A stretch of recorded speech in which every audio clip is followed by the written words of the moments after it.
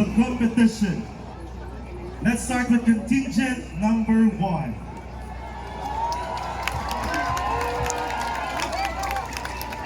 Apai, whose life was all about contentment, lived in a remote part of Malay. Her goal is to help their tribe so that others will value their traditions and culture.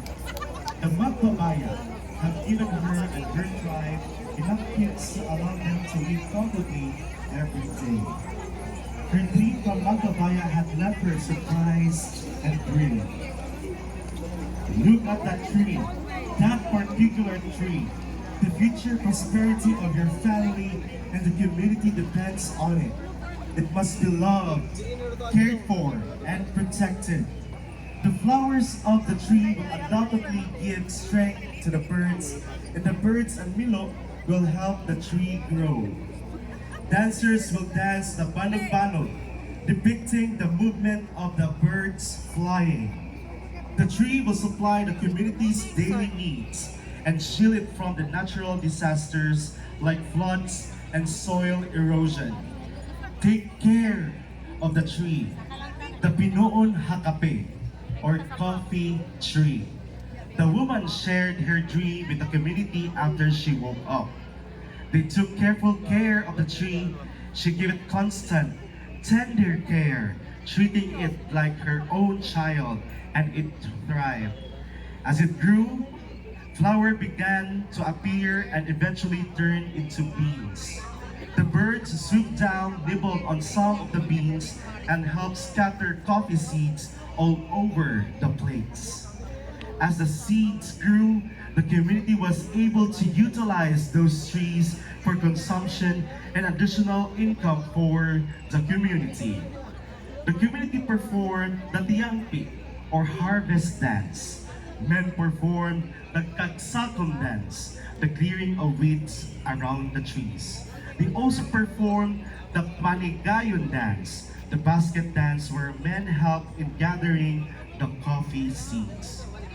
Women performed the Pamasili dance, the sifting of coffee seeds, and the Talguay Hukape, where men place the end coffee product to jute sacks.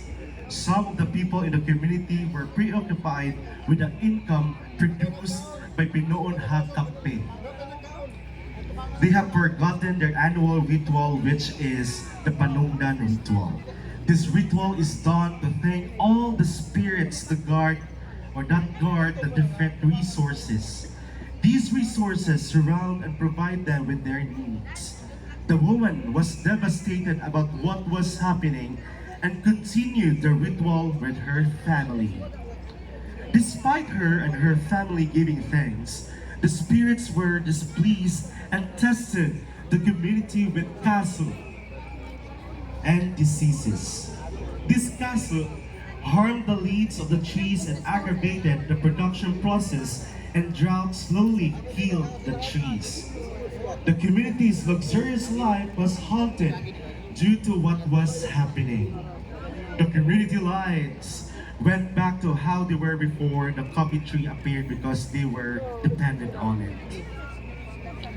Bai called for a gathering to help them realize how Magpabaya was saddened by the selfishness of the people and had forgotten to be grateful. She then emphasized the annual Panungdan ritual should be practiced at all times. The preservation of their beliefs should be a priority before anything else.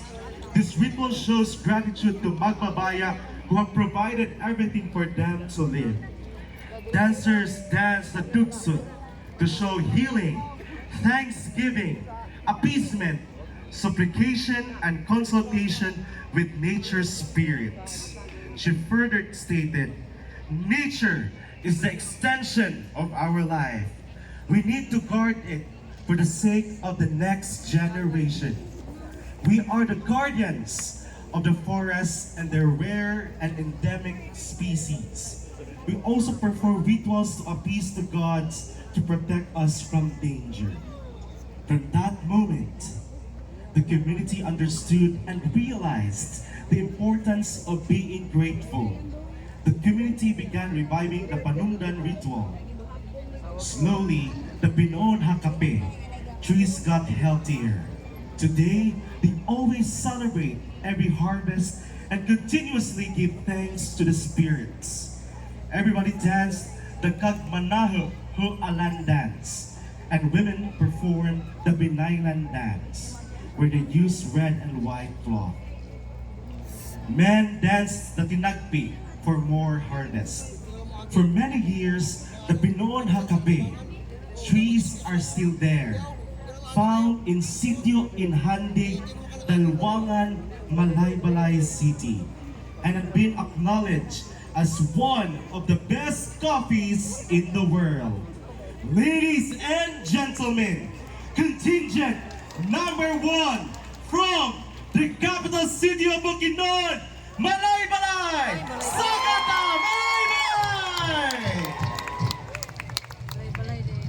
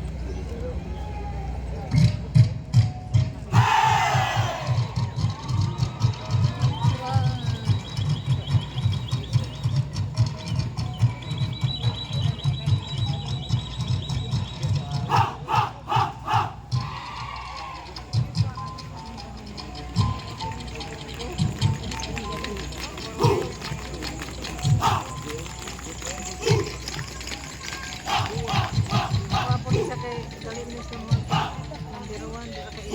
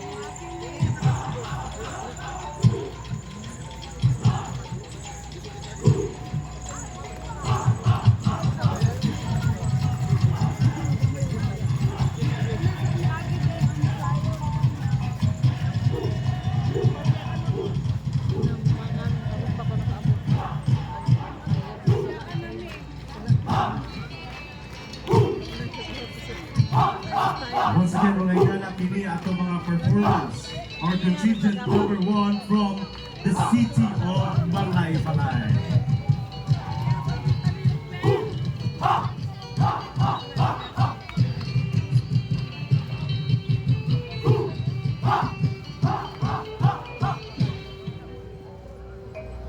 Sige, dali, straight kay para di mo mabiyaan. sugot na.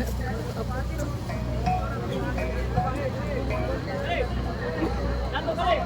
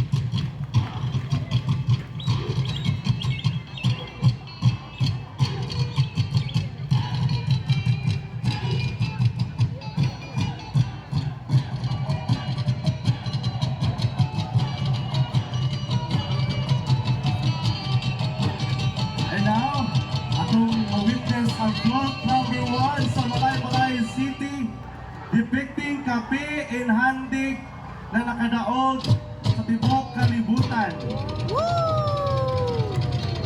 Ana si Bayat Lawan, pinagpatsada na float sa City of Malaybalay.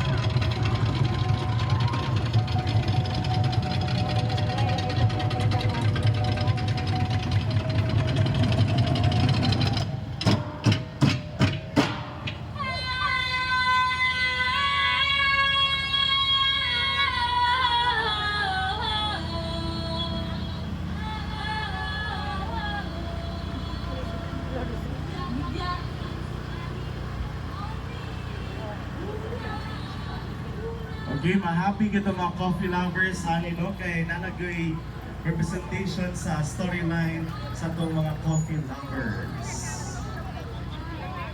Okay, yang ito